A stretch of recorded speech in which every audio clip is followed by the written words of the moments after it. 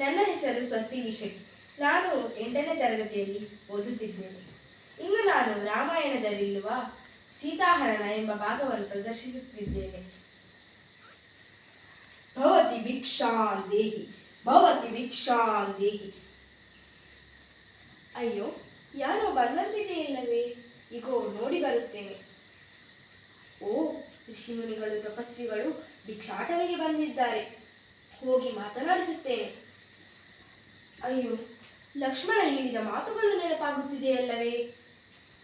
ಕಾಡಿನಲ್ಲಿ ರಾಕ್ಷಸರು ಮಾಯಾವಿಯಾಗಿ ವೇಷ ಬದಲಾಯಿಸುತ್ತಾರಂತೆ. ನಾನು ಏನು ಮಾಡಲಿ?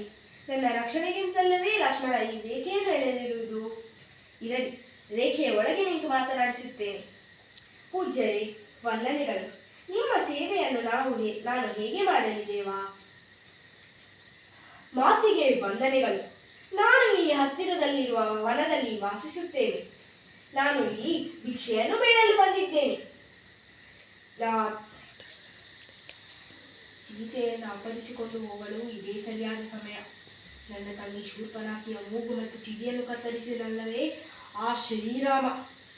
ಅವನ ಮುಂದೆಯೇ ಸೀತೆಯನ್ನು ಅಪಹರಿಸಿಕೊಂಡು ಹೋಗಬೇಕು. ನನ್ನ ತಂಗಿಯ ಪ್ರತಿಕಾರವನ್ನು ತೀರಿಸಿಕೊಳ್ಳಬೇಕು. ಹೇಗಾದರೂ ಮಾಡಿ ಸೀತೆಯನ್ನು ಇಲ್ಲಿಂದ ಕೊಂಡೊಯ್ಯಲೇಬೇಕಲ್ಲವೇ? ರಾಮನೂ ಇಲ್ಲ, ಲಕ್ಷ್ಮಣನೂ ಇಲ್ಲ. ಆದರೆ ಲಕ್ಷ್ಮಣನು ಅವಳ ರಕ್ಷೆಗೆಂದು ಈ ಲಕ್ಷ್ಮಣ ರೇಖೆಯನ್ನು ಎಳೆದಿದ್ದಾನಲ್ಲವೇ? ಏನು ಮಾಡಲಿ? ಮೊದಲು ಇವಳಿಗೆ ವಿಶ್ವಾಸ ಮೂಡಿಸುತ್ತೇನೆ. ಇವಳನ್ನು ರೇಖೆಯನ್ನು ದಾಟುವಂತೆ ಮಾಡುತ್ತೇನೆ.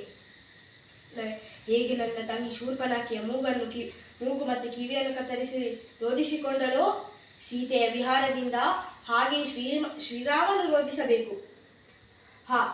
ಇವಳಿಗೆ ವಿಶ್ವಾಸವನ್ನು ಮೂಡಿಸುತ್ತೇನೆ. ರೇಖೆಯನ್ನು ದಾಟುವಂತೆ ಮಾಡುತ್ತೇನೆ. ಅಯ್ಯ ಪೂಜ್ಯರೇ, ಏಕೆ ಅಲ್ಲಿ ನಿಂತು ಬಿಟ್ಟಿರಿ? ಬನ್ನಿ, ಒಳಗೆ ಬನ್ನಿ. ಇವರ ಮಾತು ಮತ್ತು ನಡವಳಿಕೆ ನೋಡುವಾಗ ಸಜ್ಜನರಂತೆ ಕಾಣುತ್ತಾರೆ.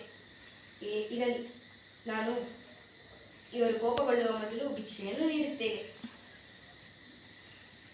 ಮಹರ್ಷಿಗಳೇ, ತಗೊಳ್ಳಿ, ಈ ಭಿಕ್ಷೆಯನ್ನು ಸ್ವೀಕರಿಸಿ.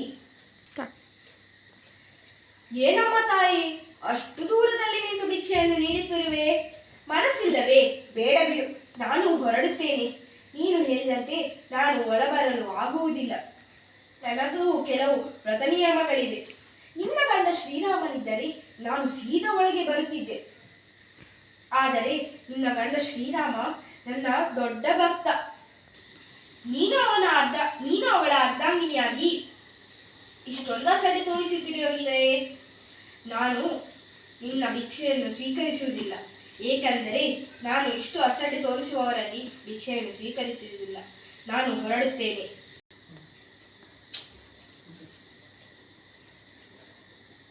ಅಯ್ಯೋ ಪೂಜ್ಯರೇ, ಕೋಪಗೊಳ್ಳಬೇಡಿ. ನಾನು ಅಲ್ಲಿಯೇ ಬಂದು ಭಿಕ್ಷೆಯನ್ನು ನೀಡುತ್ತೇನೆ.